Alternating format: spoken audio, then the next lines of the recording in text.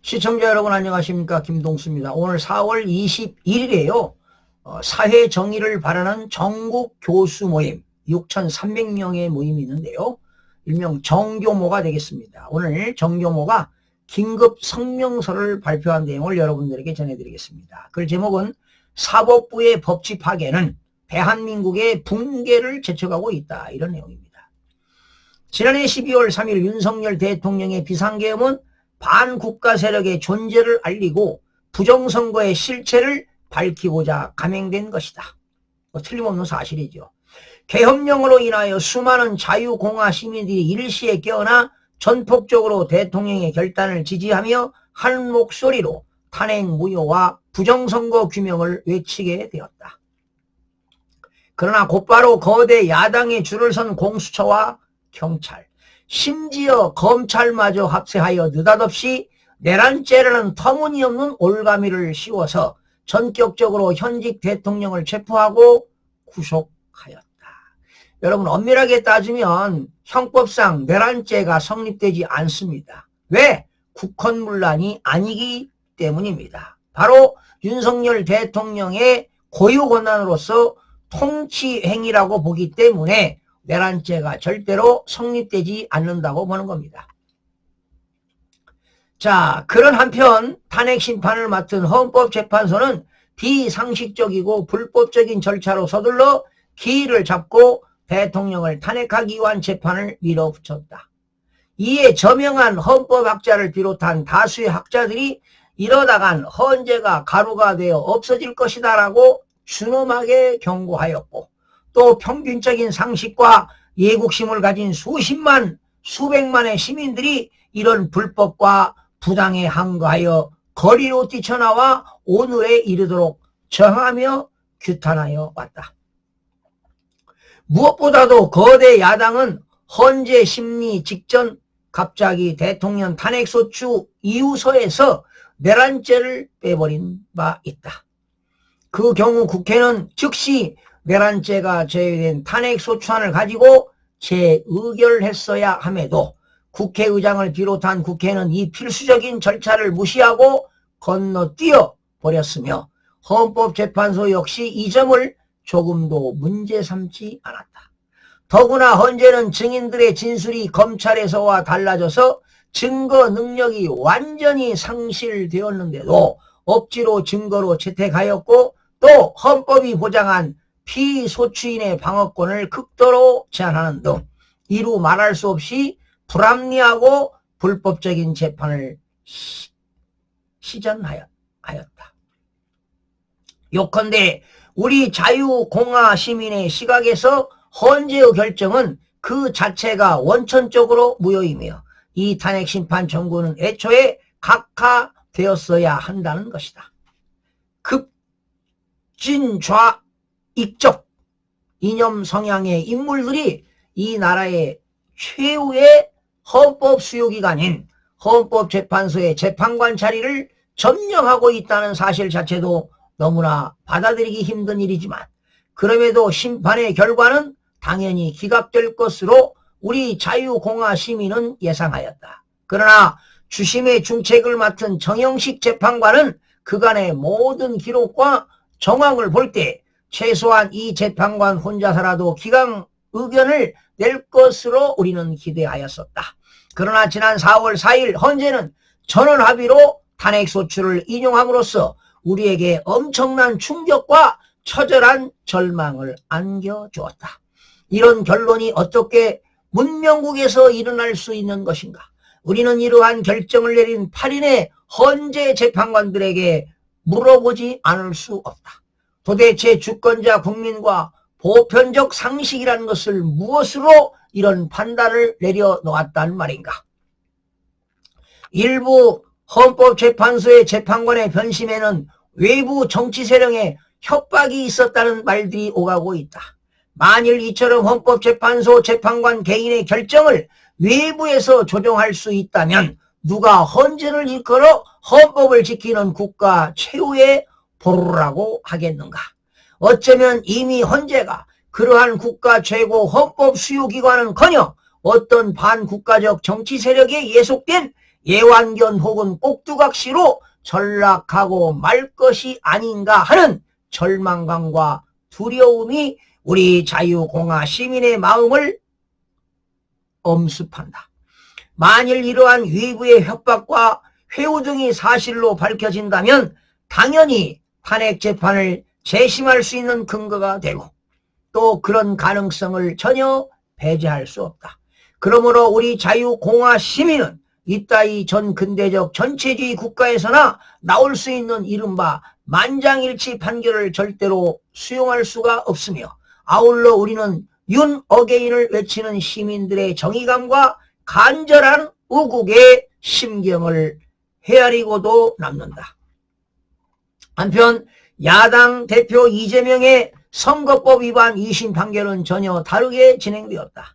이재명은 선거법 위반 사건 1심에서 징역 1년에 집행유예 2년을 선고받았으나 2심에서는 무죄 판결을 받았다. 2심 판결은 국토교통부가 협박하였다고 한 이재명의 발언이 전반적인 의견 표명이며 호주 출장에서 이재명과 고 김문기 씨와 함께 찍은 사진의 일부를 단순히 확대한 것이 증거 조작이라고 판단한다라는 등 상식을 가진 시민은 절대로 납득할 수 없는 판결을 내놓았다. 2심 재판을 담당한 3인의 판사들에게 묻는다. 차라리 사슴을 가리켜 말이라고 함이 낫지 않겠는가? 이게 말인가? 참고대인가? 이게 재판관의 입에서 나올 수 있는 판사들의 입에서 나올 수 있는 말인가? 그 결론은 법과 양심에 따른 정당한 판결이 아니었고 그렇다고 이념 지향적 판결도 아니며 단지 진영 매몰적인 인면 수심의 재판이라고 할 수밖에 없다. 또한 2013년 성남시 의회 최윤길 회장에게 성남도시개발공사의 설립 청탁 혐의로 김만배도 1심에서 징역 2년 6개월을 선고받았으나 2심에서는 무죄 판결되었다. 그 이후로 청탁의 근거가 희박하고 통상적으로 허용되는 정치활동이라고 판단된다라는 것이다.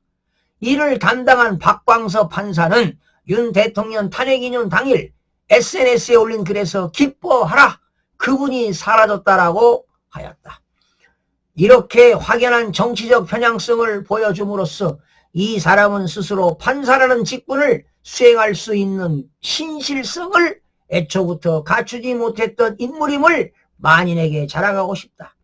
1심의 중형 선고를 뒤집어 2심에서 무죄로 판결하는 것은 지극히 드물고 극도로 제한적인 판결이다. 그러나 이러한 경향의 판결이 유독 이재명과 관련된 사건에서는 너무도 쉽게 내려지기 때문에 우리 정상인들은 모두 경악하는 것이다. 이미 정과 사법인 이재명은 5건의 재판을 받고 있으면서 법원 송달 문서 수령 거부 혹은 재판부 기피 신청으로 인한 재판 지연과 재판 불출석 등이 무려 53회에 달하는 등 그 추상 같은 법원으로부터 참으로 특별한 대우와 외외적 혜택을 받고 있는 것으로 보인다. 우리 자유공화 시민은 최근 이러한 사법부의 판결에 진한 분노를 금할 수 없다. 도대체 법관들의 판결 기준이 무엇인지, 법관들은 과연 어린아이들도 가지고 있을 보편적인 언어 감각과 평균적인 상식을 갖추고 있는 사람들인지 의심스럽다. 법관은 과연 본인의 정치 성향에 따라 마음 내키는 대로 법전은 물론 법학 교과서도 찢어버리고 국민의 기본적인 법의식과 인류의 보편적 가치 척도에 반하여 판결을 남발해도 되는 것인가? 특히 법관 집단 전체에서 극히 일부에 지나지 않은 우리법연구회 혹은 국제인권법연구회 소속의 좌익 이념 성향 법관들이 사법부의 곳곳에서 주요 핵심 보직을 꿰차고 있다는 사실도 어떻게 된 일인지 이해하기가 어렵지만 어쨌든 이들이 과연 대한민국의 헌법과 법률을 지키고자 하는 의지가 있는지 묻지 않을 수 없다. 이제 6.3 대선을 앞두고 이재명은 선거법 위반 사건에서 대법원 판결만을 남겨두고 있다.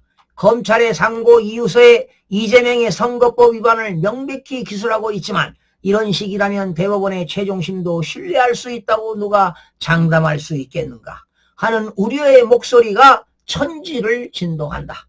우리 자유공화 시민은 끝까지 재판의 결과를 지켜볼 것이다.